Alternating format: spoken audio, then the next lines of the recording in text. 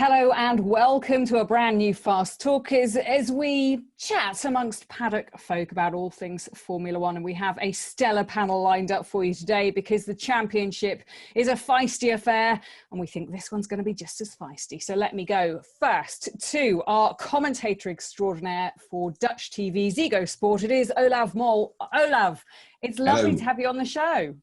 Thank you for having me. And yeah, it's a pity where I have to talk to Michael, so we'll see how that works out. And Rebecca, I don't know, so we can sort of start getting acquainted. Yeah. Olav has been in the sport for a while, as you can tell. 500 Grand Prix well and truly ticked off. Have you got a golden pass now? That doesn't work that way anymore nowadays. I mean, I think they have something like a wall of fame-ish or whatever in the paddock club where they put your name on. I haven't seen it because I can't go there, funny enough. But it's like, this is my 31st season in Formula One as a commentator. So I've taken over basically the old granddad position, which used to be for Murray. Well, in Murray's name, we will let you have the title for the time being. And because you have the most ornate chandelier in the background as well, which I think Murray would have approved of. It's a thing of beauty. Austria, hotel rooms, it's not my choice. Yeah. You take it with you everywhere you go. Yeah, it's my chandelier. So obviously we have a Dutch commentator. We need to level the playing field and have an English journalist, in fact a motor racing correspondent for the Times. It is Rebecca Clancy. Lovely to have you here. How are you finding the season so far, Beck? Hi, yeah, it's been good so far. Thanks for having me on. I am not at the races, sadly, although by the look of that Austrian hotel room, I've done pretty well to avoid it. Yeah, it's been good. It's been exciting, actually, because at the start, we were obviously all bigging up this rivalry between Verstappen and Hamilton. And there were a few comments, shall we say, made on social media that we were hyping up nonsense and that Hamilton would run away with it. So it's quite satisfying that it has come to where we are now, shall we say. But I'm only in my 5th season, so I feel like an absolute rookie. Doesn't matter. You'll get there. And next up, we are going to the only state in Australia that isn't in lockdown for once. It is Michael Lamonato. Michael, it's delightful to have you on here. Normally we're chatting about strategy in your podcast, but you're going to talk about all things F1. Yes, good day, or good day, I suppose, from Good my evening, stranded island surely. of Australia. Yes, you can tell this is going to be a very difficult one to white balance, whoever's editing this, because you can tell who's coming from a different time zone. It's certainly none of you. Just tell me about the picture behind you over your right shoulder. What is that? I believe this one's from Finland. Next to one from Mexico, further behind me, and the Eiffel Tower is above me. I can't tell you where they came from because I don't know, other than those countries. I wish I had a better story. Next time I'll be more prepared. I did put them up, I can say that one. I put the hooks in the wall, that was me. Okay. They came from the local hardware. I can give you directions if you need. He knows more about the hooks than he does about the pictures. I love it. Well, it's great to have you all on. Thank you so much. And let's start with how this battle between Lewis and Max is going, because to me, Olav, it seems like Max is in a pretty good place. He is, and we must not forget that I feel that Max as a person was able of doing what he's showing us now since 3-4 years, but at that point he didn't have the car to show it, and he had to mature by staying calm and knowing when there was an opportunity he would take it, he would pick it, but never was in contention, like really in contention. And now he is. He feels comfortable. He just feels comfortable. And what I like about Max is that every time he ticks a box, he says, "Okay, we've ticked that box.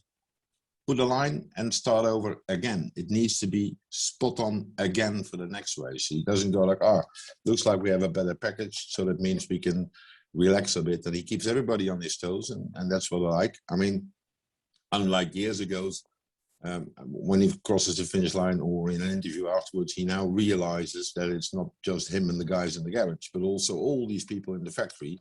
He's not doing it the way Lewis always does. You know, he starts off with everybody in the grandstand and then thank everybody in the factory, and then thank everybody in the government, and then says, "Oh, it was a good race."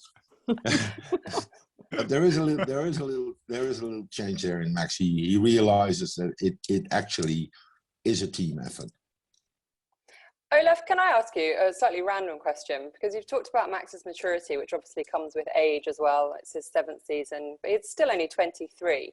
But on social media, he's posting a lot more about his girlfriend, Kelly Piquet. And from the looks of it, they're living together with her daughter. And in the UK, Sir Alex Ferguson, the Manchester United manager, he always wanted his players to settle down young because he said it took away all the distraction and then they could solely focus on playing football. Do you think there's anything similar with Max going on here, that his home life is so settled, so grounded, it gives him another level of maturity?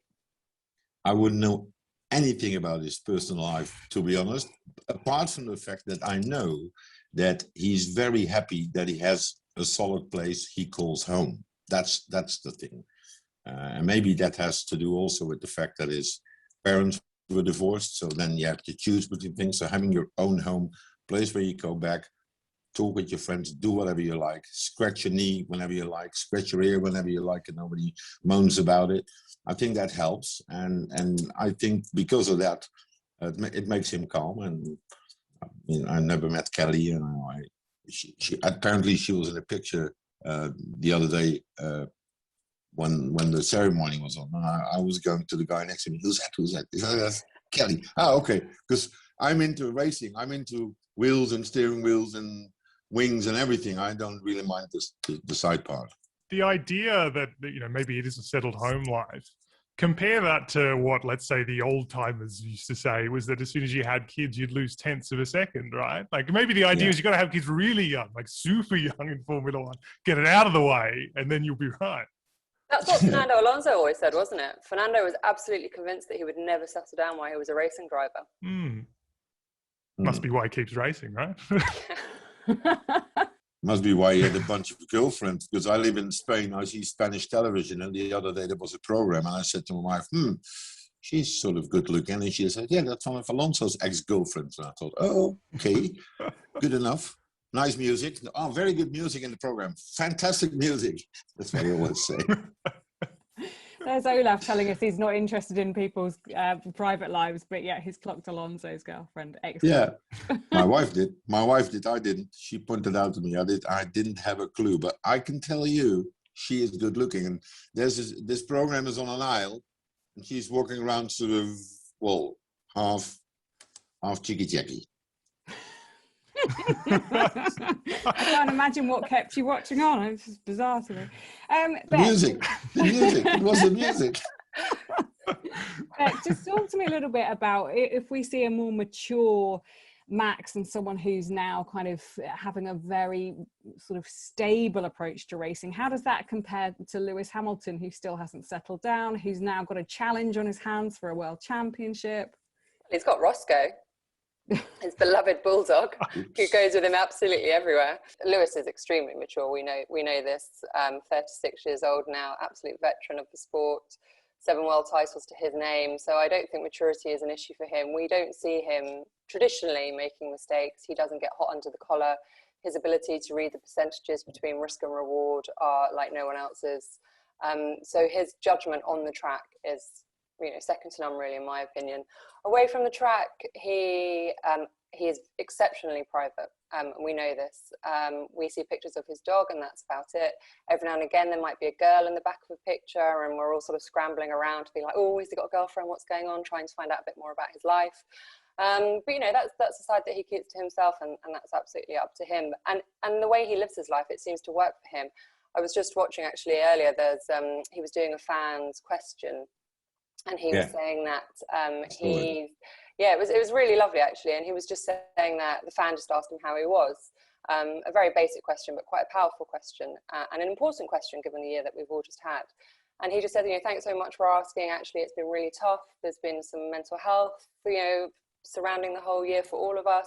And I've lived in a bubble, and it's just been me and Angela. And he's referring to Angela Cullen, his physio and right-hand woman, basically.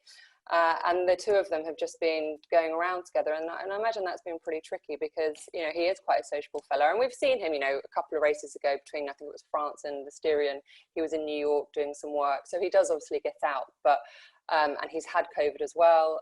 We know that he obviously doesn't want it again.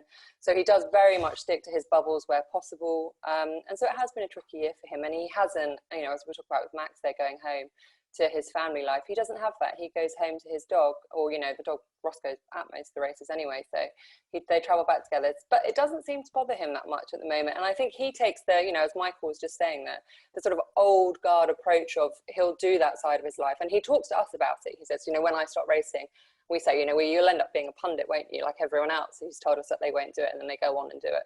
And he's like, no, when I'm done, I'm done. I'm walking away and I'm having my family. You know, he's renovating a house in West London at the moment. And I think it's almost finished, actually. And, you know, surprisingly, because he doesn't really talk about it much, he was saying, oh, you know, the house is nearly finished. It's really exciting. It's going to be my base in the UK. Hopefully I'll be able to raise my family there. So he is certainly thinking about it. But at the moment, it's not his priority. His priority is just beating Max. Michael, I'm fascinated to know, how are the press reporting this battle between Max and Lewis out there in Australia? Well, I mean, depressingly, because Daniel Ricciardo inevitably features in the headlines. So it's sort of a bit of a mixed situation. But there is excitement about the idea that Lewis Hamilton's domination is being challenged, because that, of course, has been the story the last 7 years, really, and can get repetitive. And it is, I think, we were sort of talking about this just before we started the show, that, I mean, when was the last time we had a season that was this? I know we're only 8 rounds in, so maybe we need to, you know, relax about it, but that was genuinely competitive, of course, between two teams, and with the prospect of, I know, of course, Ferrari tried a couple of years ago, and Red Bull did even a little bit before that, but that has the prospect of going the distance. I think that is exciting people, because you turn up now, or you turn on the television in Australia, and you don't know what's going to happen. And that's what sport's meant to be, I suppose, what Formula One hasn't been for a while. And it is keeping people tuned in. In that light, Michael, and also to Rebecca, I wanted to ask you, because over the last couple of days, couple of races, more colleagues of ours came to me, asked me about it. In that light, where you say, we love the racing, we love what we see on television. Formula One says, we race as one. In that light, how do you see the various comments made by Toto Wolff and Mercedes? Like this weekend, they suddenly came up, how come Red Bull spend all this money? That's what they say. What they mean is, are they within the rules of the budget cap? But they don't see it. Mm-hmm. But they have all these implications where I feel is un-Mercedes-like. I would have loved Toto Wolff to say, I'm gutted that Red Bull beats me. I hate it that Max Verstappen wins, but I guess the fans at home see really good races. I mean, these guys have been dominating for 6 years on engine power. And the only thing they talk about is, where do we lose out? On the straights. We lose out on the straights. So they're implicating that Red Bull's done something with that engine. Maybe Red Bull and Honda build an engine with 950 power on it, only used 920 for the beginning of the season because they weren't sure whether it was reliable, changed something on the cooling, and they put them on 950 now. So they're taking more power out of the engine, but they haven't put more power in. But they keep in all these implications, and I don't like it, to be honest. It's not Mercedes-like. It's like, it's childish, sore loserish. I'm not saying they are, but it surprises me. Does it surprise you as well? Doesn't surprise me, no. I mean, we've seen it in years gone by between different teams. I agree, it's very un-Mercedes-like, because they are very much quite a closed-off team, and we very rarely know what's going on behind closed doors. What surprised me is at how challenged they feel, and I'm not sure that's really coming across at the moment. So they have got all their tools in their box, and they are now realising that actually they might need the FIA on side slightly. So they are making comments knowing that the FIA is always listening. We've seen it with the rear wing, and they got exactly what they wanted from that. And we're seeing it now with the engine. So I presume the hope is that the FIA are going to look into the engine. But I agree with you, Olav. I think what's happened, and Red Bull are well within their rights, the regulations state that they could do this. I agree that what they've done is turned up with an engine, a few niggles, a few reliability problems, and within the rules, they are allowed to fix those bugs and then they are now able to push the engine much harder, which is where they're finding the straight line speed. Also, just the laws of nature, physics means that after 7 years of stable regulations, pretty much stable regulations, the gap will close. So there was always going to end up being this challenge to Mercedes at some point. Ferrari tried, they fell off towards the end. Red Bull are putting together very, very good challenge. But also, I think one of the other issues, Red Bull have rattled Mercedes because they've gone in and poached a lot of their staff. Mercedes were once the team where you always wanted to work. They were always the champions. They were the place that you wanted to be. Red Bull went in and said, we'll take your staff. We're taking over the Honda program. So you've got the best of the best. Here we come. And they've done exactly that. And I think that's rattled a few people at Mercedes as well. I was just going to say, I wonder if there's an additional dimension to this, because the last time Mercedes felt like it was actually being beaten on merit was when Ferrari was running an engine that was not cheating. And by rattling the cages at that time, I know also Red Bull was rattling the cages at that time as well, but Mercedes did play a part. They did uncover that actually the gains that Ferrari were making were not 100% maybe allegedly in the rules. And subsequently, before that ruling was made, of course, Mercedes and Toto Wolff talked about it, how hard they worked to try and find gains in the power unit that they assumed were not possible to be found. And then they did. And of course, everyone suffered a little bit. They were overworked. Potentially, they've lost people from the engine department because of that work lifestyle trying to find those gains when they didn't have to. So the idea now that maybe this only other time they've been beaten, there must be skepticism in the ranks that, or maybe it's not all 100% above board. I'm not saying that is the case, of course, but there must be that in the back of the mind, right? The only other time you've been beaten this year was when someone was playing outside the rules. True. And what they say, and that's one of the same lines I don't like, we stopped developing the car. What they mean, if they win it, it's because we didn't try. And I don't think that's fair, because they do try, and they need to try, and they're obliged as a 6-time world champion to do that. And the way they sort of operate now, and mainly in the press, because then 2 days later, Jennie says, we are developing stuff, and we're doing this. It's sort of me, it's like, I like to talk to Toto and ask him straight away what I said to you now. Why do you do that? Because you don't need to. If you race under the banner, we race as one, you should know that these kind of races the fans love. These kind of races the fans have been waiting for years. Once in an interview, I asked Toto, you win all these races by a big margin, but you have a racing heart as well. Wouldn't you love to have a race where you, with 2 corners to go, take the lead and win it? And he says, yes, my racing heart says yes, but all the logos of my sponsors up here say, you better win it with 30 seconds ahead. So it is inside of the racing. His racing heart must be still there, but he's saying all these other things, which to me, I don't really like. Olav, can I ask you, in the Dutch media, what do you think will happen this season? Because in the UK, the British media, we feel that Lewis has a tendency to turn up in the second half of the year when it really matters and put his foot down, and we think that he'll still win the championship. We think it will go all the way down to the wire, but the general feeling in the British media is that Lewis Hamilton will probably win his 8th. What's the feeling over there? The feeling, well, you have the Orange Army who thinks Max is champion already, like that went well with the soccer team in the European Championship. So we don't go that way. I don't go that way. No, he's the good thing is he's got a fight on his hands, and the other thing in the media is it looks like there will be a proper chance to win it, but there's a lot in between.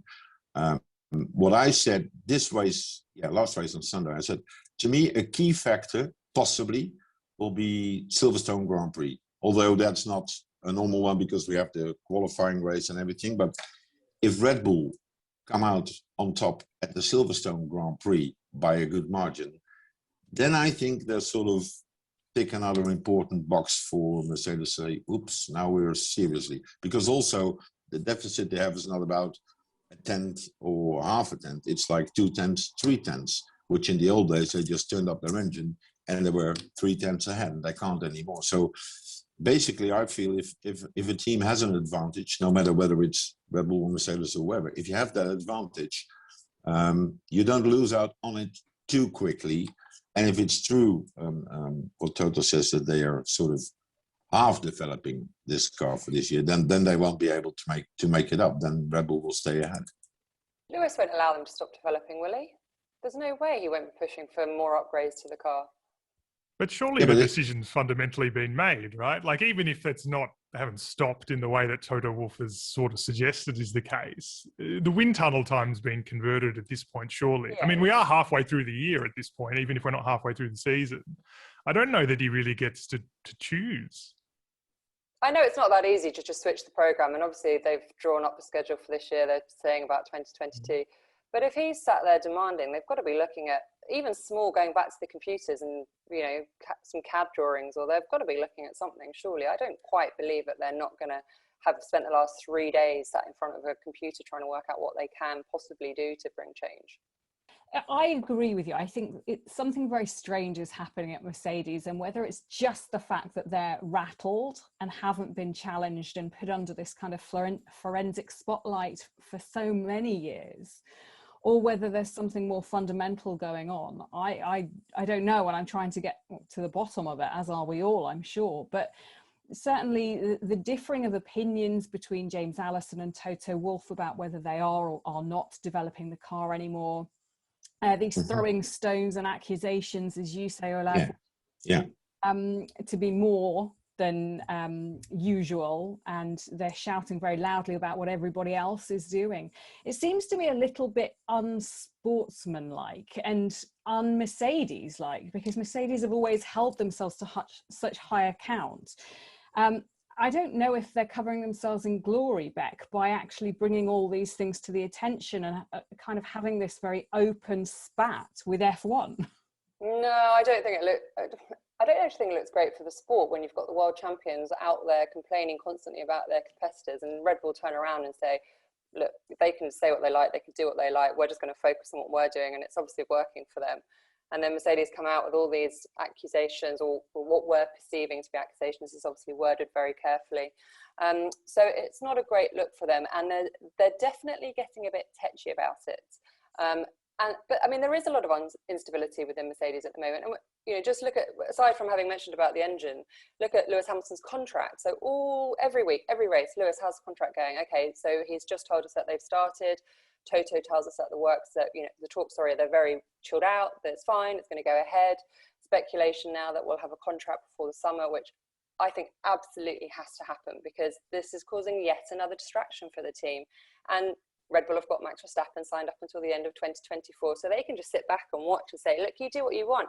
Oh, by the way, have you noticed our second driver who we've just signed is doing a really good job while yours isn't?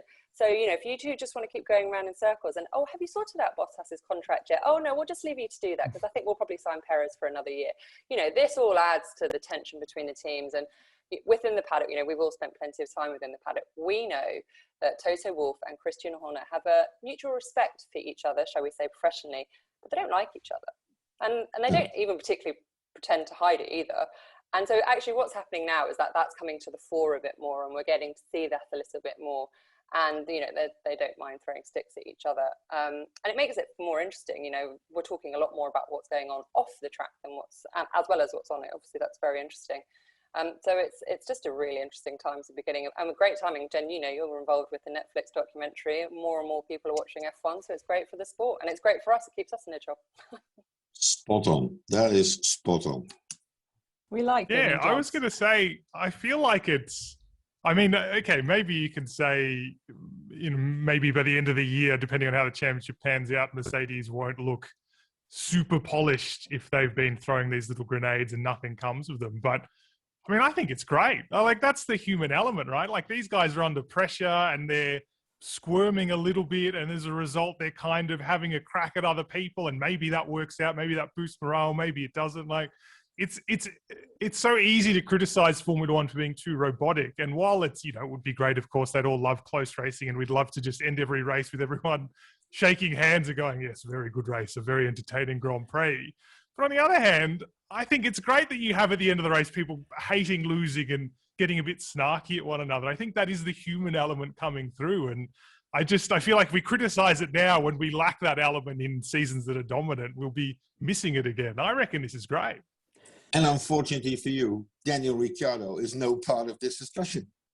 No, I mean, no, absolutely not. I mean, Michael, he could start what's wrong throwing with Daniel grenades if he Ricciardo? wanted. Maybe it would help.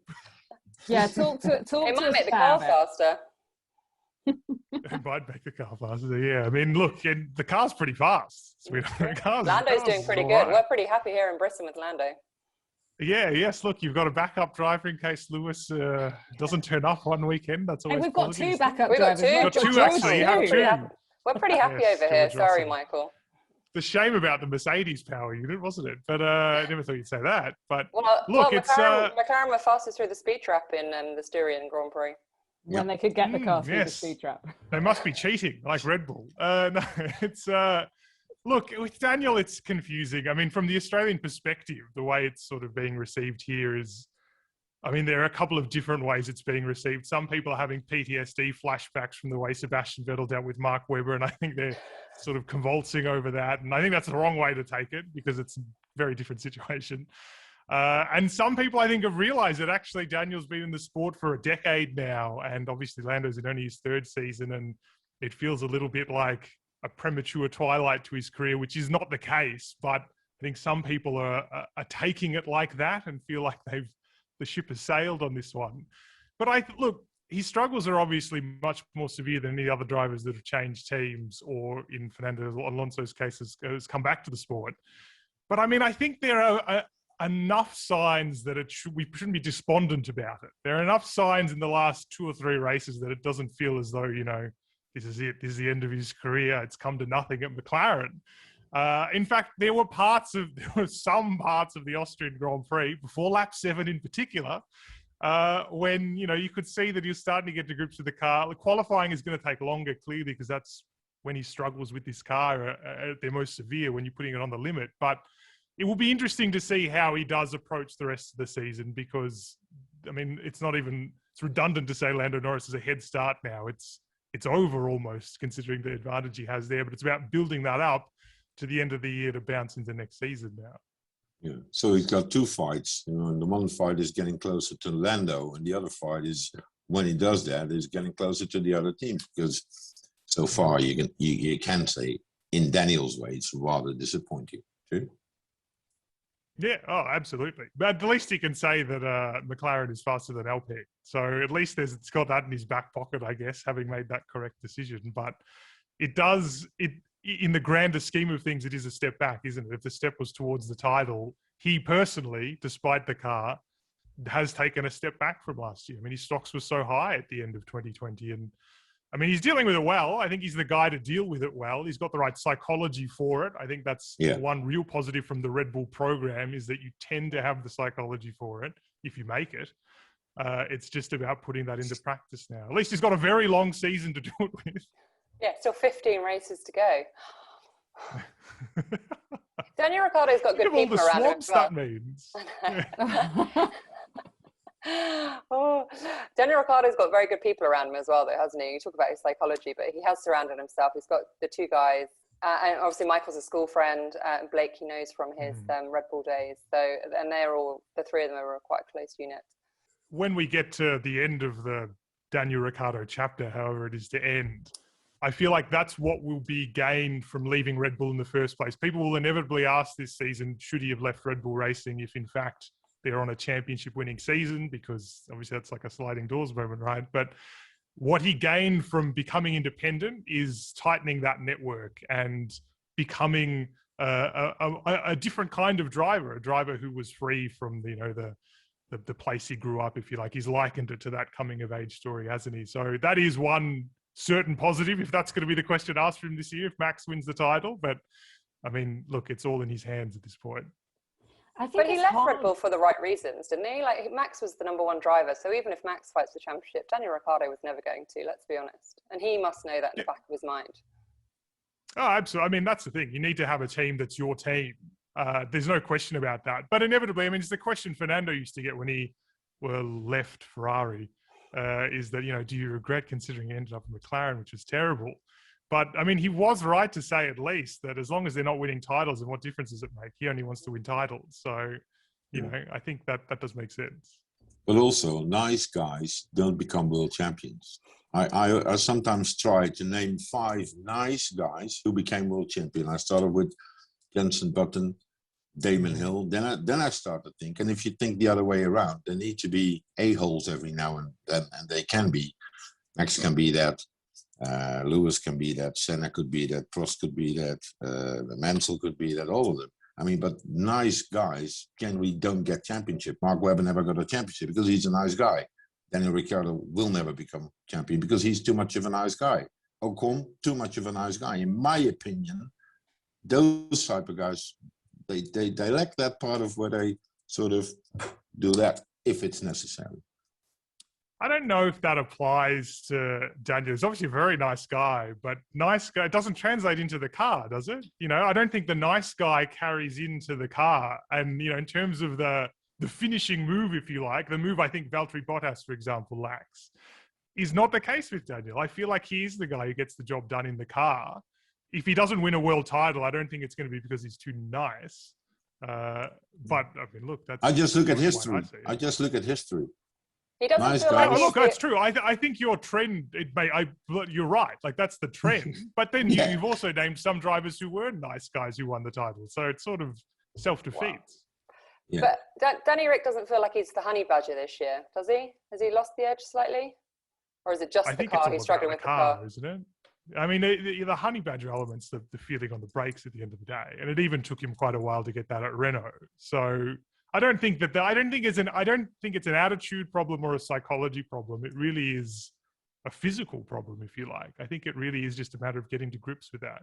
My worry for Daniel is that, I mean, we talk about it not being a psychological problem yet, but how long until it does become a psychological issue for him? Because if you can't understand what's going wrong with your ability to drive a car, the team can't understand exactly what's going wrong, you start to look inside yourself, don't you, and take layers away to try and get to the bottom of it. And if you take too many of those layers away, then what are you left with? Do you have the true essence of who you are, or have you actually muddied the water so much that you can't do what you used to do?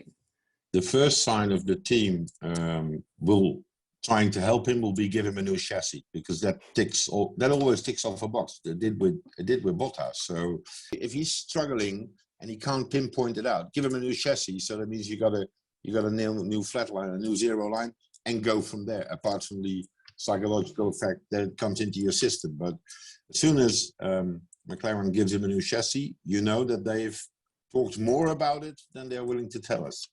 I think as well, it helps that he's coming off a very strong season. Like it was an undoubtedly strong season. And it's also not as though he's coming into a team with a world champion who's established there, who's just was already operating at a level. And that's not having a crack at Lando Norris, because I think he's also taken a substantial step forward this season. But it doesn't feel at least like a year where he's been shown to be wanting against a proven quantity, if you like. At the moment, you can still very easily say, you know, Lando's been here for 2 years now. This is his third season. The car is a particular car to drive. He says Carlos Sainz told him that after they'd already essentially switched contracts, if you like. There are reasons for him not to have to start to wonder if it's him. Oh, it is him, but if it's his ability, I should say. At least not yet. Maybe Lando Norris is actually substantially better than any of us have even realized. Maybe he's just on level 11 at the moment. But I think there's still time for him to not have those doubts this year.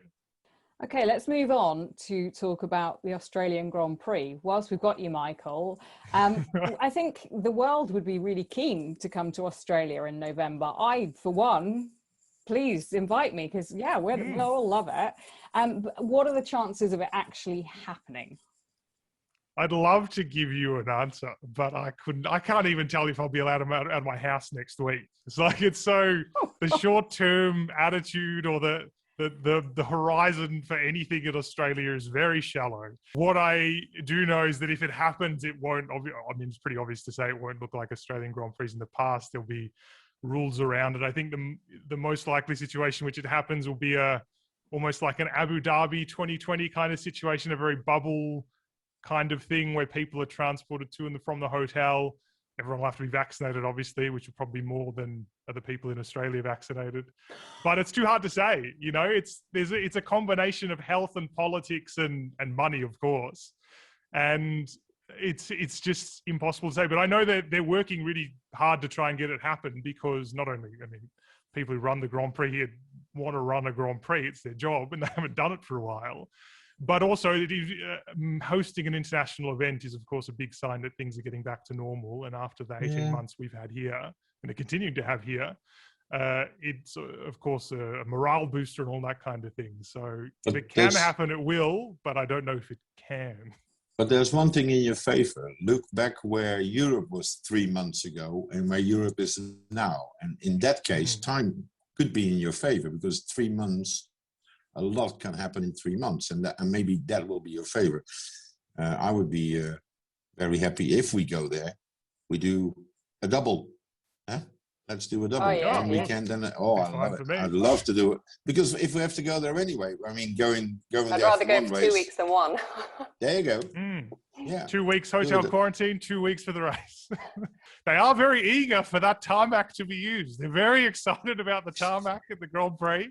The pit lane, they could tell you all about it. They'd love to use it, but it's a little bit out of their hands. MotoGP's been cancelled, so how can, which is just, I think it's even in the same month. It's the first weekend, and then we're due a couple of weekends later in, is it November we're going? So yeah, I don't see how MotoGP can be cancelled, or is due to be cancelled in the next couple of days, and then this can go ahead. As you say, MotoGP was meant to happen, or is scheduled to happen only a couple of weeks beforehand. I think it's October, and then our Grand Prix is obviously November.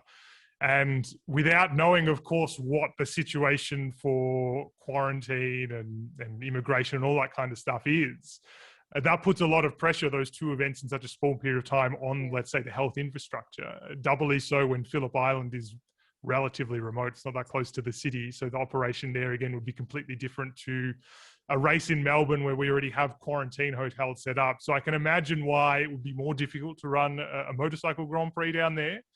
And, if you were to choose between them, and this is no disrespect to MotoGP, which is a terrific event, but the Formula One Grand Prix is higher profile in Australia and internationally. So I guess if the organisation had to pick one and they had to gamble on one of them happening, you'd pick the one that's probably going to get the greater attention. Yeah, don't forget MotoGP. If you look at the Formula One bubble in the Formula One paddock itself, I talked to Ross Brawn, and Ross thinks about 85% of everybody working in F1 is vaccinated.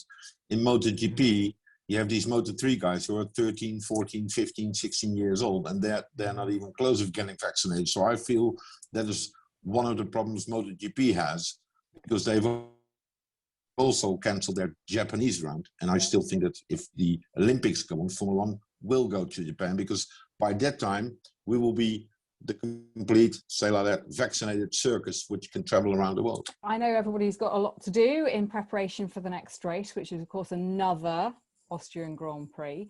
But before we go, I'd like to find out from each of you who you think is going to be world champion by the end of the year, because you knew it was coming, so I just have to ask, don't I? We'll start with Michael, then we'll go to Rebecca, and then we will go to Olav. So Michael, please start us off. Well, without sounding like a Nico Rosberg YouTube thumbnail, is Lewis Hamilton's career over? Explosion. Oh, look, yeah, I'm willing to say Max Verstappen. I'm not convinced by it. I'm by no means being definitive, but he's in the lead at the moment. So what else have I got to go on? Lewis Hamilton by a sliver. I think we will be only finding out in Abu Dhabi. What was the question again? Just say Valtteri Bottas and wrap it up. Oh. Nico Rosberg. That's where I thought Michael was going at the beginning of this, when he came out with Nico Rosberg. I was like, he's gone. Just move on. So who, Olav, will be champion at the end of the season? I'll take the easy way out. The guy on top of the standings. Right, unbelievable. That's what being a veteran of the sport does to you. There are too many twists and turns. Now, I hope it's going to be like it is now. I really hope it's going to be a hell of a fight. And I hope Max is going to win it, because then at least he can say that he beat the great Lewis Hamilton in a championship. If Lewis wins in 8, there might be a reason for him to say, that's it, I've won them all, see you later. And then Max will be the one who says, I've never been able to beat him on track. So because of that, I hope it will be Max. Only because of that. Not because I'm Dutch, not because I like him, not because I think it's good, not because of the Dutch army, not because I'm trying to take the pee out of you, but because of that. Think how bad the traffic will be getting into tracks if Max wins a championship in the following years. It's just no good. It's not good for the sport. No, it's going to be mayhem. It will be good for Netflix, though. They will be laughing at the end of this season. It looks like they were going to have season 4 will be absolute fireworks, and you can guarantee they'll be in the right place at the right time, because somehow they just managed to do that, don't they? Well, that's actually the upside of most people not being in the paddock, is that they can get around a lot easier. I remember, I think it was the Christian Horner was saying that boom is always there. Like whenever you turn around, it's like Netflix. Oh, like where did you come from? It is weird. Because you are stood there when I used to be allowed in a pit lane. I remember sometime in the dim and distant past, you would stand there and all of a sudden you just see this thing coming over your head and you'd be like, oh, hi Netflix. Never asked. Just Close Encounters of the Third Kind. That's what it was. Yeah, we have to sign our lives away now. You basically, as soon as you pick up your pass, you're like, Netflix are free to film you as you like, and you're in sessions, and you're like, where did you come from? We will all be delighted when we're back in the paddock full time, and Netflix can bother us as much as they like. Don't care. Right. Olav, Michael, Beck, thank you so much for your time. I hope you enjoy the next few races, and let's see what the season gives us. But for now, I'll say bye-bye to you all. Thank you very much. Bye-bye. Bye, See you, thanks, Michael. Jen. Bye-bye, See you. Rebecca. Bye-bye.